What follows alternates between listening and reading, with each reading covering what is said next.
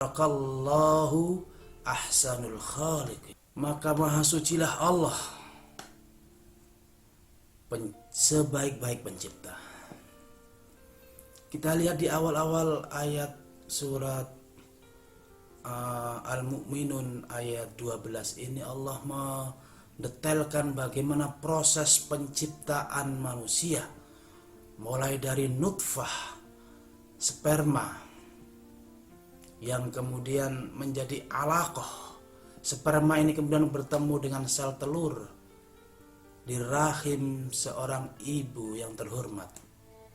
Kemudian menjadi alaqah, sperma itu membuahi, kemudian menjadi alaqah, segumpal darah.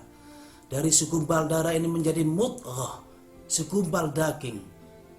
Daging yang terkumpul ini kemudian oleh Allah dilengkapi dengan idham, tulang belulang.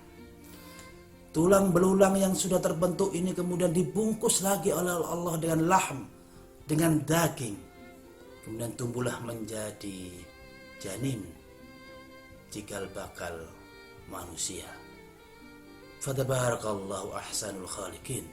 Maha suci Allah, sebaik-baik pencipta. Allah yang menciptakan kita. Allah adalah zat yang sebaik-baik pencipta, maka ciptaannya adalah sebaik-baik ciptaan. Itu adalah kita, manusia yang kemudian ditugaskan oleh Allah di muka bumi untuk merawat.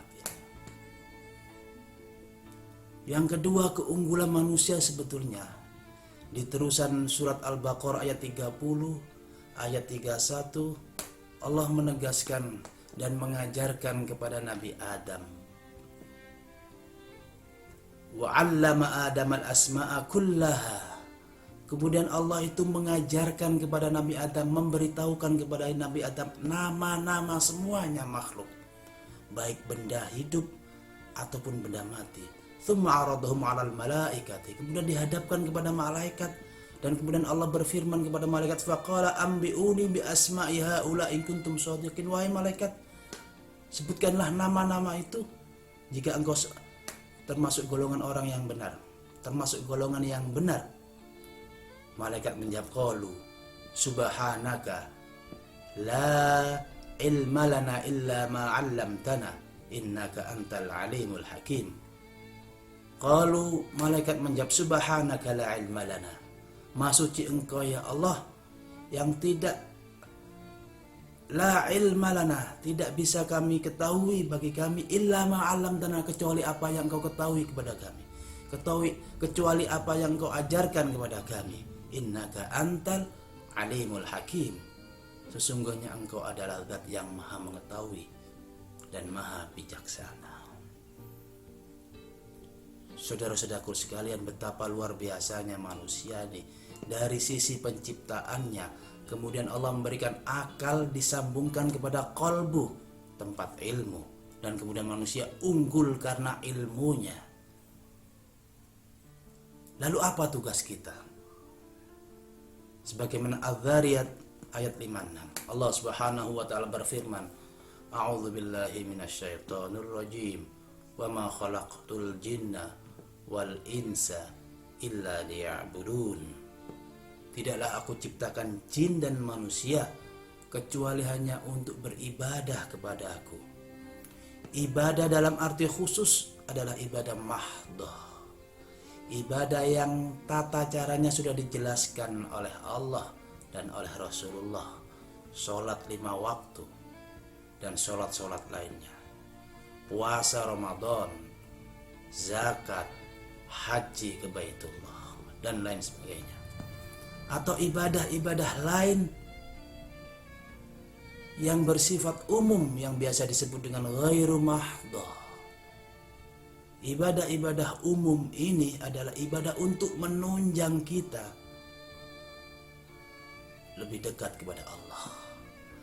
Sarana apapun kita bekerja, mencari ilmu, atau profesi apapun bentuknya, jika profesi itu, jika pekerjaan itu, jika alat itu menunjang kedekatan kita kepada Allah, itulah bermakna ibadah. Saudara-saudaraku sekalian, Sungguh kita betul-betul manusia yang unggul ketika ilmu bisa kita kuasai. Sungguh kita betul-betul manusia yang unggul jika kedekatan kita kepada Allah, ma'rifat kita kepada Allah sungguh betul-betul teruji dan kita bisa melaksanakannya. Dan sebaliknya, ketika manusia hanya sekedar manusia, otak dan kolbunya tidak diasah untuk ma'rifatullah, untuk mengetahui Allah yang sebenar-benarnya, untuk tidak beribadah kepada Allah, maka manusia lebih rendah dari hewan, serendah-rendahnya. Untuk itu sahabat-sahabatku sekalian, mari kita selagi bisa nafas ada di dalam tubuh ini, mari kita gunakan seluruh aktivitas kita sehingga menjadi nilai ibadah. Mudah-mudahan ada guna dan manfaatnya. Wallahul muwaffiq ila aqwamit thoriq. Wassalamualaikum warahmatullahi wabarakatuh.